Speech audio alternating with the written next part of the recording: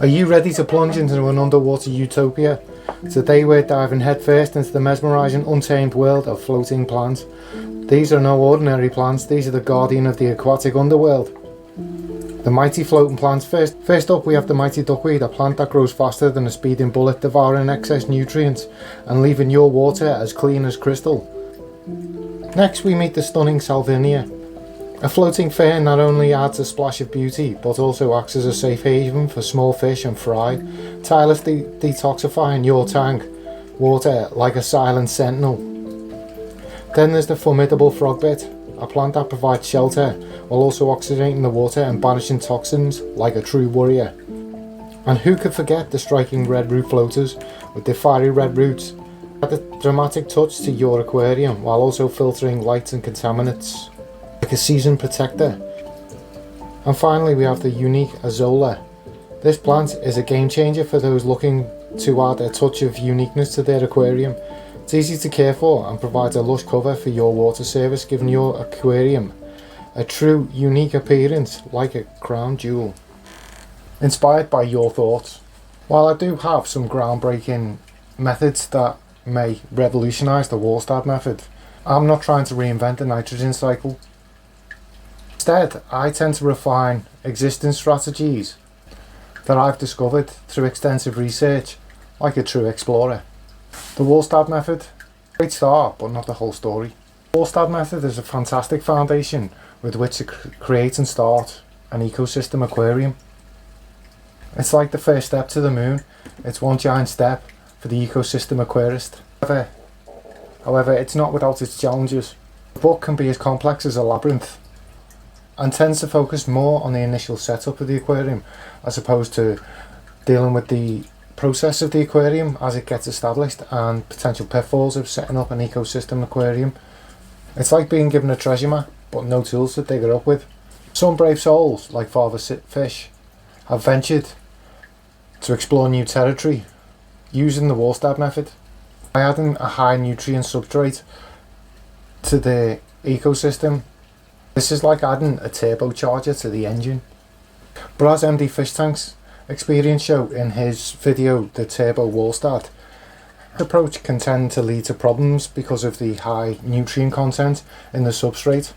Like a rocket that's got too much fuel and no control, causing MD himself to jettison his fish and plants out of his rocket. That's why I propose using a 3-part substrate method. This isn't something I've created, it's something I've researched and come across, and various other fish keepers have used it. I recommend using 50% organic potting soil.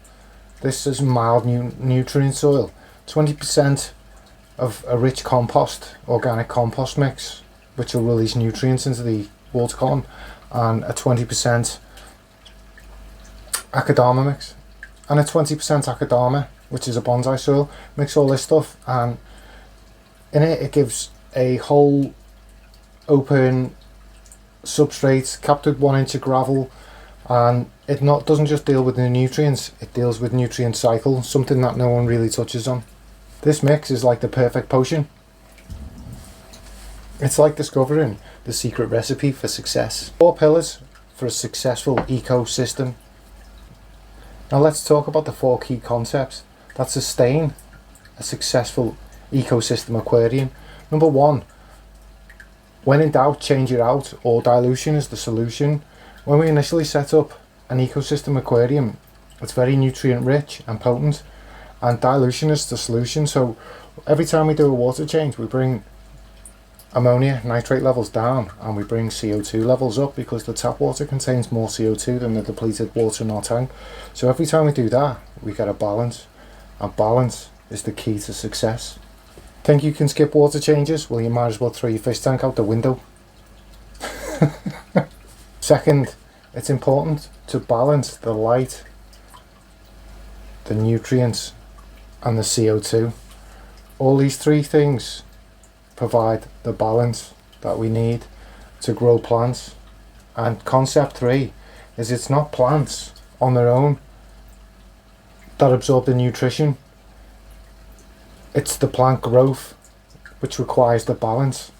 That key concept is what fuels less water changes in our aquarium. And concept 4, the engine and the recycling plant of an ecosystem aquarium. Now, if you think of your substrate in an ecosystem aquarium, you've got the nutrient layer, and then you've got the cap, and you've got the root feeding plant. Now these together create a cycling plant. Every time something comes down, it's not just the nutrients, it's the nutrient cycle, things that are breaking down, microorganisms. You've got bacteria, fungi. You've got bacteria, fungi and molds in that system which process the ammonia, and they use oxygen to do that process. And with that process they release nutrients into the water column as well as CO2.